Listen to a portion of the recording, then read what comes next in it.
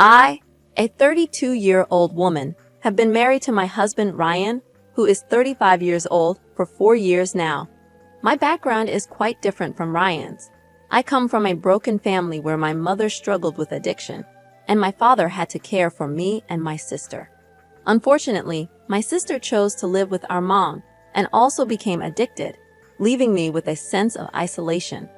In contrast, Ryan's family is a tight-knit and extensive clan. He has a brother, 3 sisters, numerous uncles and aunts, all of whom are incredibly close. They celebrate Christmas together every year, which is a heartwarming experience. I'm truly grateful not only for Ryan, but also for his family. Ryan and his brother Cole don't always see eye to eye, with some remnants of sibling rivalry, though they generally get along. Their fundamental difference lies in their worldviews. Ryan, coming from a big family, has always wanted to have a family of his own, a sentiment I share. I've never experienced the joys of a large, supportive family and the constant activity in the household. On the other hand, Cole vehemently opposes having children. He and his wife, Ruth, refuse to have kids or even be around them, which has become a major point of contention between Ryan and Cole. Things took a turn for the worse when I became pregnant. While everyone in the family was ecstatic and in celebratory spirits, Ruth and Cole acted as though a great tragedy had befallen me. Their comments were hurtful, suggesting I should plan a farewell party instead of a baby shower because I'd be saying goodbye to my life. They also made insensitive remarks about how I'd become fat and ugly for the rest of my life. Ryan attempted to intervene, but they remained stubborn, so we decided to limit contact with them. Fortunately, Ryan's sisters supported our decision, as they were also fed up with Cole and Ruth's behavior. All 3 of them had kids of their own, and Cole and Ruth were never willing to assist, even in emergencies. My pregnancy was challenging, especially as we were expecting twins, and I battled severe nausea and debilitating swelling in my feet by the end of the 2nd trimester. I used to struggle after walking just 20 meters, gasping for breath. Throughout this challenging period, Ryan had been my rock, offering unwavering support. His sister, Allison, also came to our aid. Among Ryan's 3 sisters, 2 resided in other states. However, Allison, the eldest, lived in the same city as us, and her assistance was a true blessing. Allison herself had a 3-year-old daughter named Sarah, who was an absolute sweetheart.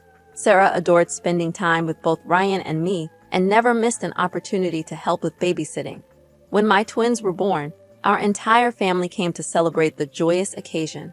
However, Cole and Ruth, Ryan's brother and sister-in-law, were notably absent. Despite the help from the rest of the family, managing 2 infants was quite a challenge, but having the support of my family made things more manageable. Then, one night, at 11 p.m., I received a call from Child Protective Services, CPS, informing us that both Ryan and I were required to immediately go to a specific address. I explained that I had twins and at least one parent needed to stay with them. CPS insisted that I come while leaving Ryan with the children, as they had received a report of an unattended child alone in a house a few streets away, and that house belonged to Cole. My mind raced with a million thoughts as I made my way there. Initially, I assumed it was a mistake. I even considered the possibility that one of the 2 had a secret child, but it seemed highly unlikely. Upon arriving at the house, I saw several officers present and a terrified, sobbing Sarah. She was crying so hard that it seemed her lungs might burst. Without hesitation, I rushed to her and embraced her tightly as she clung to me. Sarah's emotional state shocked me. Allison was nowhere to be found, and the CPS representatives began asking me how I knew Zara and if I was aware of her mother's whereabouts. I explained that she was my sister-in-law's daughter, and I was often the one to babysit her in case of emergencies. It left me bewildered as to why Sarah was in this situation. They requested that I call Allison, but she was not answering her phone. Additionally, they inquired with the person who had informed them about what he had witnessed. He explained that he had witnessed a tall woman with short brown hair driving up with Sarah a few hours earlier. My brother-in-law and sister-in-law, Colin and Ruth, were present in the house at that time. According to the witness, he saw them engage in a heated argument for a while. after which Allison left the house in tears. Within an hour and a half, both Colin and Ruth left the house with bags and everything they needed. When the witness inquired about Sarah's well-being, they dismissively told him to mind his own business. This incident occurred around 8 p.m. The witness waited for their return, but when they didn't come back, he decided to call CPS. I was livid. It felt like steam was coming out of my ears.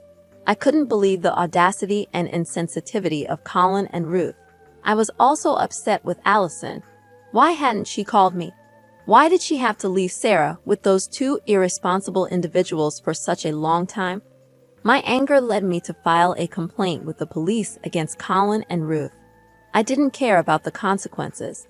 All that mattered was Sarah's safety. When I returned home with Sarah from the police station and shared the details with Ryan, he disagreed with my decision. He insisted that, regardless of their actions, Colin and Ruth were still family, and we didn't know their reasoning behind their behavior. Now, I'm starting to question whether he might be right. I don't have the full story, and my decision to file a complaint might have serious consequences. Despite Sarah's safety, I'm doubting my judgment.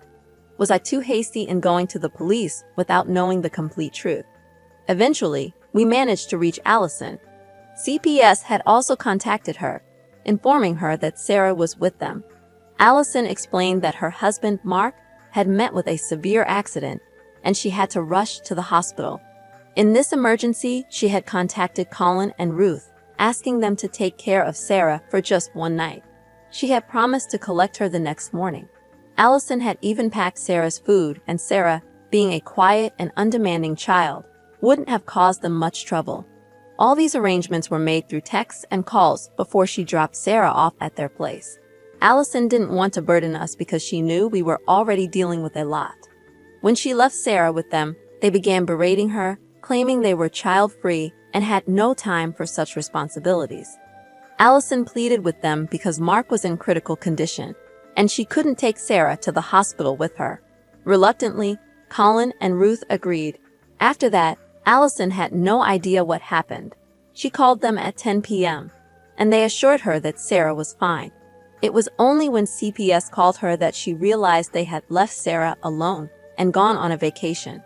She was sobbing uncontrollably, mentioning that now that Mark was out of danger, she faced the risk of losing her child. Ryan drove her back from the hospital, and we managed to put both her and Sarah to sleep. Ryan's anger was palpable, and it was the angriest I had ever seen him. He made numerous calls to Cole, at least 20 or more times, but it all went straight to voicemail. My disdain for people had reached a new low, and Colin and Ruth were the ones responsible for setting this new standard. It was indeed a harrowing day. Cole and Ruth eventually returned home. They had been summoned for questioning, and they were furious with me for reporting them when, in their opinion, it was none of my business. I firmly told them to back off, emphasizing that their child-free status should not take precedence over helping the family in times of such distress. Their child-free choice should not outweigh the safety and well-being of a 3-year-old child. I stressed that anything could have happened to Sarah while she was left alone in a house that was not child-proof. I urged them to reconsider their priorities. Fortunately, the police officer understood Allison's situation, and although Cole and Ruth were let off with a warning, they had to pay a hefty fine. Currently, we are not on speaking terms, and I couldn't be happier. It has been a month since Mark's accident and the entire ordeal.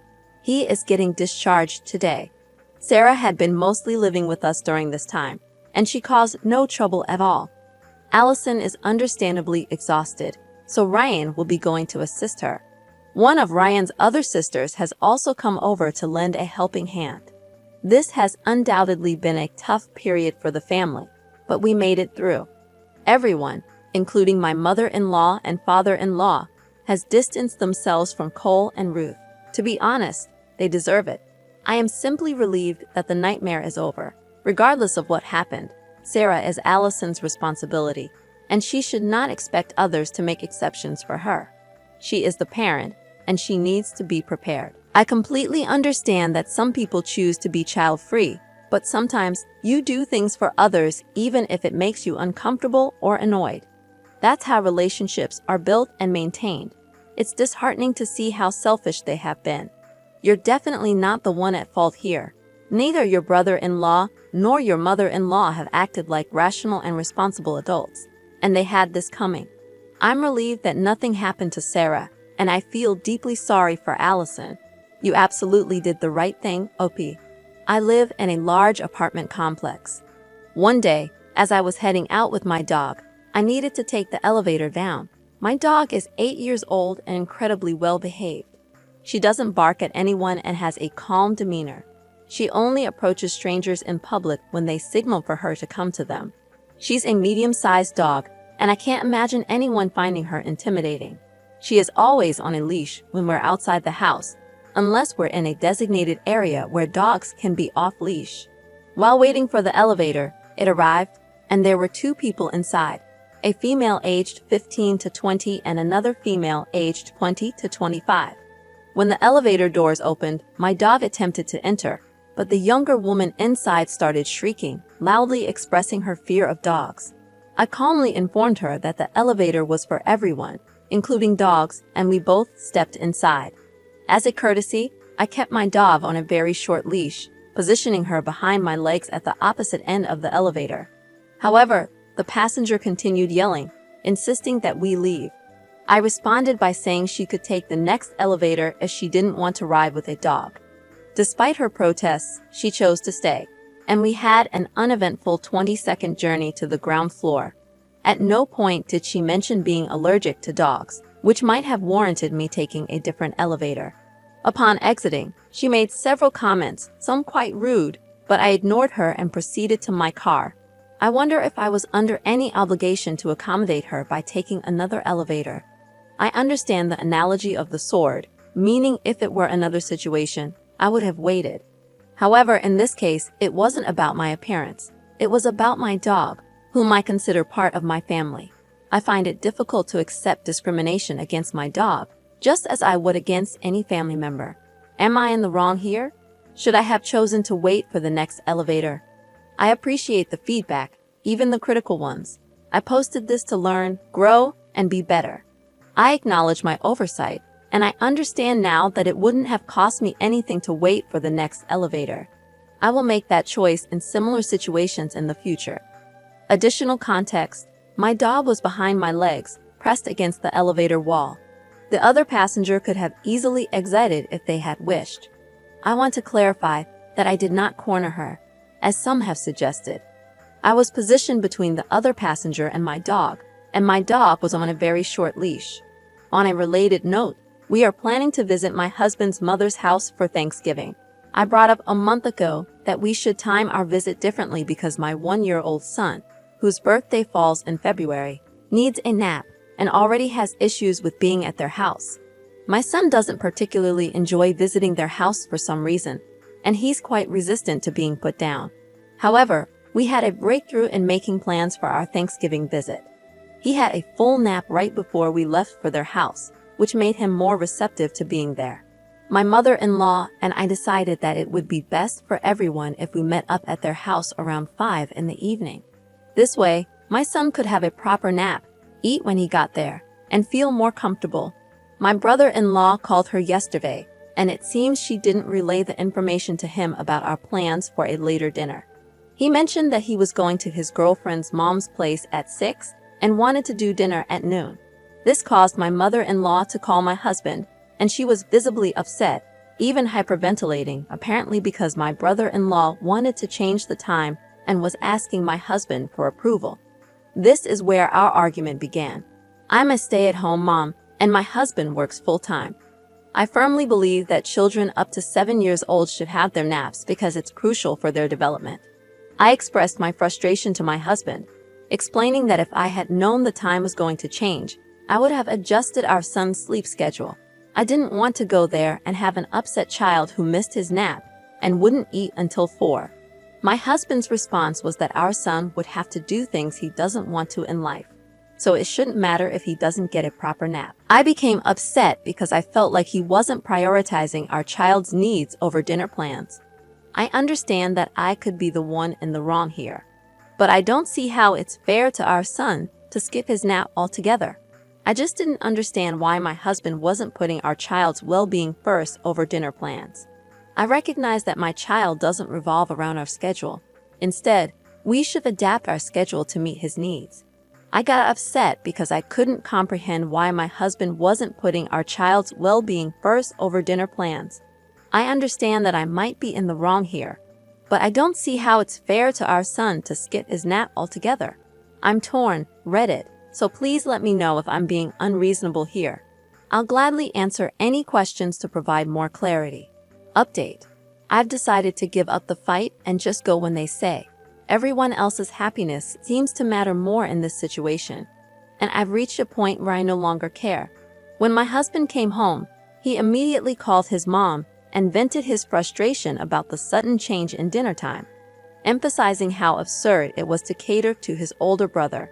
He passionately expressed his annoyance for nearly 2 hours, highlighting his brother-in-law's disrespectful behavior, which we've grown to despise. Oh my goodness, everyone in this post is absolutely wild. I want to express my gratitude to all of you who truly understand the challenges of children's sleep schedules and the chaos that ensues when it's disrupted. We've decided to comply with the new time, although my husband informed his mother that we might not be able to eat much, as our son is likely to be upset, given the change in his routine. Luckily, he napped an extra hour today, so hopefully that might make things a bit easier, but who knows for sure. Additionally, I am thankful that my husband stood up for us. Initially, he brushed off the significance of our son missing his nap, saying, "Who cares?" just to pacify his mother. However, after reflecting on the situation during the rest of his shift, he came to his senses. Being the youngest in the family, he often feels overshadowed by his mother's preference for his older brothers. There's an ongoing struggle between the siblings, and my husband frequently feels disregarded. Regarding our son sleeping at their house, it's simply not an option. Unlike some children who can fall asleep anywhere, our son doesn't easily settle down. Unfortunately, my husband's family consists only of his mom, his 2 brothers, and his stepdad, with no cousins or extended family. It's a small family, which usually makes planning events ahead of time easier. We confirmed the dinner time with his mom on Sunday, and she admitted that the confusion was entirely her fault for not informing his brother about the set time. However, she has chosen to ignore my husband's inquiry about why she's prioritizing his brother's wishes over the previously agreed upon schedule. The older boys tend to use the tactic of threatening not to show up as leverage, and she believes my husband will follow suit and not attend at all. We've decided to stick with the changed dinner time, putting an end to our earlier disagreements. Yes, my husband has his flaws, just like anyone else, and I'm well aware of my own shortcomings. We make a conscious effort to acknowledge our issues and work on them as a united front, always striving to do what's best for each other. Holidays tend to be a bit challenging for both of us, creating stress and tension at an all-time high. He's been in this situation before and understands it, but the way we met is quite unconventional and wild.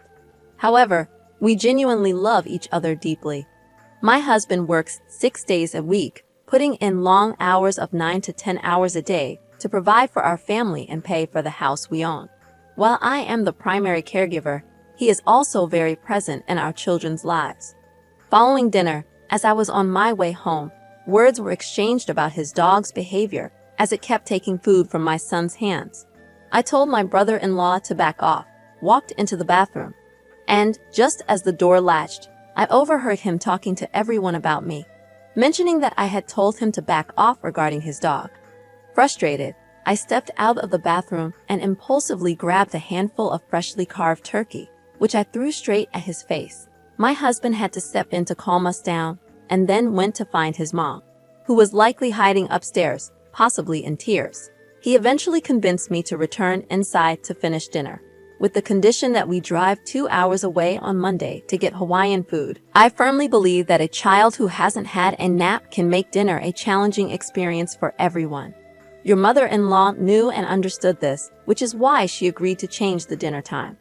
If you go and your son misbehaves, make sure your husband and brother-in-law step up and deal with it. What are your thoughts on today's stories? Feel free to share your opinions in the comments below. Don't forget to leave a like and subscribe, as it greatly supports the channel. We look forward to seeing you in the next one.